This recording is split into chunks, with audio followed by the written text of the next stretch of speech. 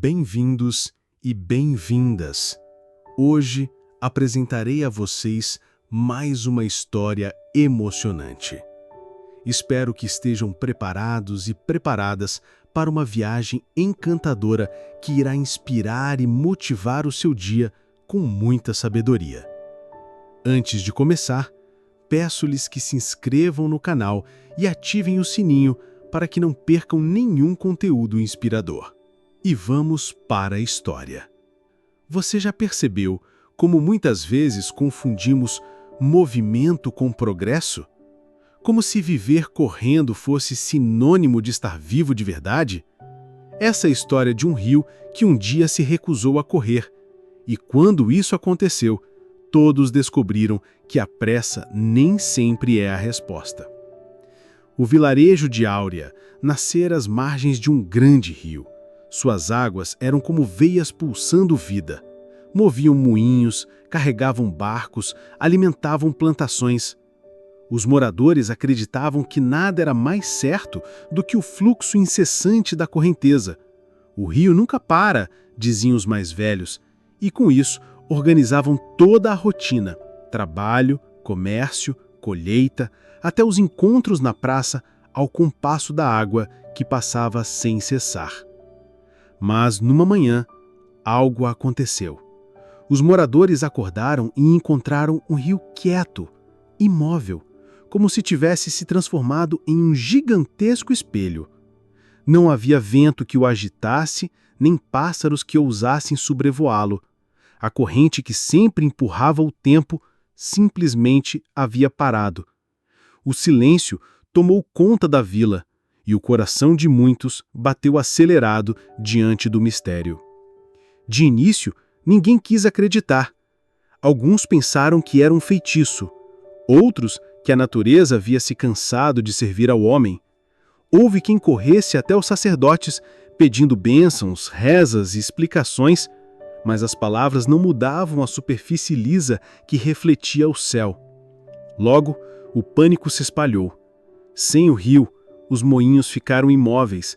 Sem os moinhos, não havia farinha. Sem farinha, não havia pão. Comerciantes reclamavam, agricultores temiam perdas. O rio precisa voltar a correr, gritavam pelas ruas. A pressa, acostumada a ser dona da vida, agora estava sendo impedida por um silêncio profundo. Entre toda aquela agitação, havia uma jovem que não parecia desesperada. Seu nome era Helena. Filha de artesãos, crescera longe das corridas dos comerciantes e do barulho dos pregões da praça. Desde pequena, aprendera com a mãe a observar o que não se mostra logo de cara: o som do vento nas folhas, a dança das sombras ao entardecer, a textura das pedras no caminho. Enquanto todos corriam buscando soluções, Helena apenas se sentou à beira do rio parado, olhando para seu reflexo. Ela não sentia medo, mas um estranho chamado. Era como se o rio lhe dissesse algo sem palavras. Enquanto o vilarejo clamava por respostas imediatas, Helena percebia que talvez houvesse uma lição escondida naquela pausa. Nos dias seguintes, a confusão aumentou. O povoado parecia dividido. Uns exigiam ação imediata, outros buscavam culpados, outros ainda pensavam em abandonar Áurea. Mas Helena ia todos os dias à margem em silêncio, apenas observando. Percebia coisas que antes passavam despercebidas: os pássaros que agora pousavam sobre a água calma, o perfume das flores silvestres que ninguém notava correndo para o mercado, o brilho das estrelas refletidas como um manto sobre a superfície imóvel. Foi nesse silêncio que ela começou a entender. Talvez o rio não tivesse parado por acidente. Talvez fosse um convite. Certa noite, enquanto todos dormiam, Helena caminhou novamente até a margem. A lua iluminava o rio imóvel como um tapete de prata. Ela se ajoelhou, tocou a água fria e fechou os olhos.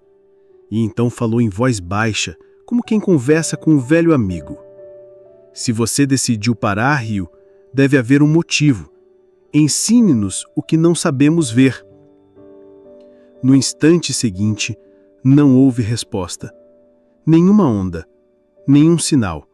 Mas dentro dela, um silêncio profundo se abriu, como se fosse o próprio leito do rio.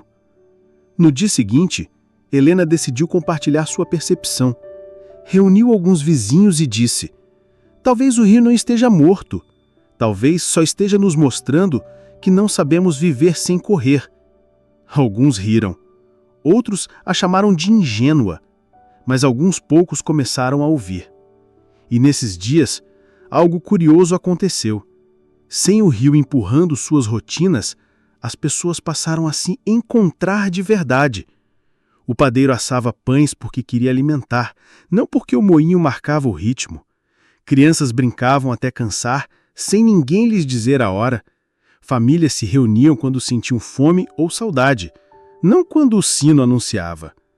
O vilarejo, aos poucos, começou a respirar de outro jeito.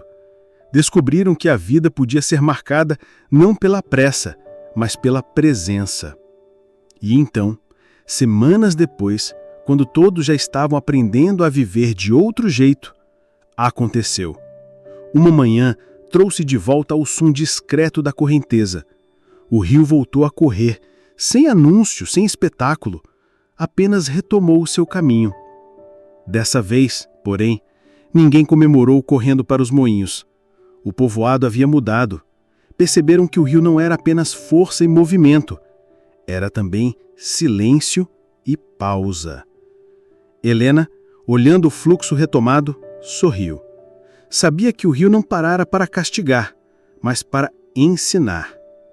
E desde então, Áurea nunca mais foi a mesma. As pessoas voltaram a trabalhar, negociar e plantar, mas algo dentro delas havia se transformado. Quando a pressa ameaçava tomar o trono, lembravam do tempo em que o rio se fez espelho, e em silêncio respiravam fundo antes de seguir.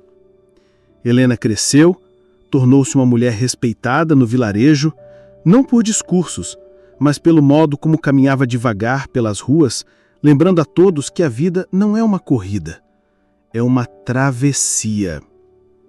E até hoje, quem passa por Áurea escuta uma história sussurrada, a de um rio que um dia parou de correr para que as pessoas aprendessem a fluir de outro jeito. Porque o tempo pode até medir nossos dias, mas é a forma como os atravessamos que revela se estamos apenas correndo ou realmente vivendo. Caso a moral desta história tenha lhe ajudado de alguma maneira, por favor, compartilhe com seus amigos e inscreva-se no nosso canal. Sinta-se à vontade também para deixar nos comentários suas experiências, algo que tenha provocado uma marca em sua vida até o momento, e compartilhe conosco suas histórias e vivências. Espero vê-los no próximo vídeo.